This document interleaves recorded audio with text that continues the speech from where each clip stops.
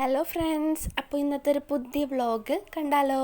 അപ്പോൾ രാത്രി നമുക്ക് മീൻ കിട്ടിയിട്ടുണ്ടായിരുന്നു കേട്ടോ. പലതരമാണ് കിട്ടിയത്. അപ്പോൾ ഞങ്ങൾ ഇരുമ്പമ്പുളി പൊട്ടിക്കാമെന്ന് വിചാരിച്ചു. രാത്രി തന്നെ കറി വെച്ച് വെക്കാമെന്ന് വിചാരിച്ചു. അപ്പോൾ രാത്രി കറി വെച്ചാൽ പിന്നെ പണിയില്ലല്ലോ എന്ന് വിചാരിച്ചിട്ടാണ് വേഗം പുളിയൊക്കെ പൊട്ടിച്ചുകൊണ്ടുവരാമെന്ന് വിചാരിച്ചു കേട്ടോ. നമ്മളിവിടെ അപ്പുറത്തെ പറമ്പിൽ തന്നെ പുളിയുണ്ട്. അപ്പോൾ അതാണ് ഞങ്ങൾ രാത്രി ടോർച്ചൊക്കെ ആയിട്ട് പോയി. ആ ഭാഗത്ത് അത്ര വെളിച്ചമൊന്നുമില്ല. പക്ഷേ നല്ല വെളിവായിട്ട് കിടക്കുന്ന സ്ഥലമാണ്. അപ്പോൾ ഏതായാലും പുളിയൊക്കെ പൊട്ടിച്ച് കറിയിലിടാമെന്ന് വിചാരിച്ചു. എല്ലാവർക്കും ഇരുമ്പൻ പുളി ഭയങ്കര ഇഷ്ടമാണ് കേട്ടോ കറിയിലിട്ടാൽ. അപ്പം ഞങ്ങൾ പൊട്ടിച്ചു. അത്യാവശ്യം കുറേ ഉണ്ടായിരുന്നു. മൂത്ത് നോക്കി വേഗം പൊട്ടിച്ചെടുത്തതാണ്. ഇപ്രാവശ്യം ഒരു ചെറിയൊരു കേടൊക്കെ വരുന്നുണ്ട് നമ്മുടെ പുളിയമൽ. അങ്ങനെ ആവശ്യത്തിനുള്ളത് പൊട്ടിച്ചെടുത്തു കേട്ടോ. അങ്ങനെ ഞങ്ങൾ തിരിച്ച് വീട്ടിലോട്ട് തന്നെ പോന്നു. അങ്ങനെ ചെയ്യുന്നത് ക്ലീൻ ചെയ്യണം. നമ്മുടെ ഈ പുളിമലായാലും ചെറിയ ചെറിയ പ്രാണികളൊക്കെ ഉണ്ടാവും നമ്മൾ സൂക്ഷിച്ച് നോക്കുമ്പോൾ. അപ്പോൾ ഏതായാലും അതൊക്കെ ഒന്ന് ക്ലീൻ ചെയ്ത് നമുക്ക് കറിയിലിടണം. അപ്പോൾ മീനൊക്കെ നന്നാക്കി വെച്ചിട്ടുണ്ട് കേട്ടോ. നല്ലവണ്ണം ക്ലീൻ ചെയ്ത് വെച്ചിട്ടുണ്ടായിരുന്നു മീൻ. ഇനി നമുക്ക് പുളിയും കൂടെ ഒന്ന് കട്ട് ചെയ്തെടുക്കാം. അപ്പോഴേക്കും മീനുള്ള നാളികേരമൊക്കെ ഒന്ന് ചെരുകി അരച്ച് വെച്ചിട്ടുണ്ട് കേട്ടോ. കുറച്ച് മുളക് പൊടി, ഒരു 1/2 ടീസ്പൂൺ മുളക് പൊടി ഇട്ടിട്ട് നമ്മുടെ നാളികേരം ഒന്ന് അരച്ചെടുത്തിട്ടുണ്ട്. ഈ നമ്മുടെ ചട്ടിയെല്ലാം കഴുകി വൃത്തിയാക്കി വെച്ചിട്ടുണ്ട്. അതിലേക്ക് നമ്മുടെ പലതരം കൂടെ ഇട്ട് കൊടുത്തിട്ടുണ്ട് കേട്ടോ, ചെറിയ പീസുകളാക്കിയിട്ട്. ഇനി നമുക്ക് പാലും കൂടെ അതിലേക്ക് അരിച്ചൊഴിക്കാം. നമ്മൾ അരപ്പ് ചേർക്കാറില്ല, പാലാണ് എപ്പോഴും ചേർക്കുന്നത്. അപ്പോൾ ഇത് നല്ലോണം കുറച്ച് വെള്ളമൊക്കെ മിക്സ് ചെയ്ത് നമുക്ക് പാകത്തിനുള്ള ചാറായിട്ട് എടുക്കാം.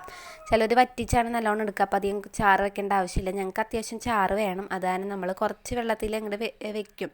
അതിനുശേഷം ഒരു മീഡിയം ഒന്ന് കുറുതായി വരുന്ന വരെ നമ്മളിതുപോലെ വറ്റിച്ച് നല്ല കറിയാക്കി എടുക്കലുണ്ട് കേട്ടോ. അപ്പം നമുക്ക് ഇനി ഇതൊന്ന് സ്റ്റൗമ്മ വെച്ചൊന്ന് തിളപ്പിക്കാം. പാൽ അത്യാവശ്യം പിഴിഞ്ഞിട്ടുണ്ട്. ഇപ്രാവശ്യം കുറച്ച് ചാറേ ഉണ്ടാക്കുന്നുള്ളൂ കേട്ടോ. അപ്പം നമുക്കിത് അടുപ്പത്തോട്ട് വെക്കാം. ഇനി തിളയ്ക്കാനായിട്ട് കുറച്ച് നേരം ഒന്ന് വെയിറ്റ് ചെയ്യണം. അതിന് മുമ്പ് നമുക്ക് കുറച്ച് പച്ചമുളക് ഇട്ട് കൊടുക്കാനുണ്ട്. അതുപോലെ തന്നെ മുളക് പൊടി, മഞ്ഞൾപ്പൊടി ഒന്നും ചേർത്ത് കൊടുത്തിട്ടില്ല കേട്ടോ. ഇനി നമുക്ക് അതും കൂടെ ഒന്ന് ചേർത്ത് കൊടുക്കാനുണ്ട്. അപ്പം നമുക്കിതിലേക്ക് ആവശ്യമുള്ള മഞ്ഞൾപ്പൊടി ചേർത്ത് കൊടുക്കാം. അതിനുശേഷം മുളക് പൊടി ചേർത്ത് കൊടുക്കുന്നുണ്ട് കേട്ടോ. പിന്നെ നമുക്ക് ആവശ്യത്തിന് ഉപ്പും കൂടെ ചേർത്ത് കൊടുക്കണം. പിന്നെ ഇഞ്ചിയുടെ ഒരു പേസ്റ്റ് നമുക്ക് ഇതിലോട്ട് ഇട്ട് കൊടുക്കണം കേട്ടോ. അപ്പോൾ ഇഞ്ചി ഒന്ന് ചതച്ചിട്ട് വേണം ഇതിലേക്ക് ഇട്ട് കൊടുക്കാനായിട്ട്.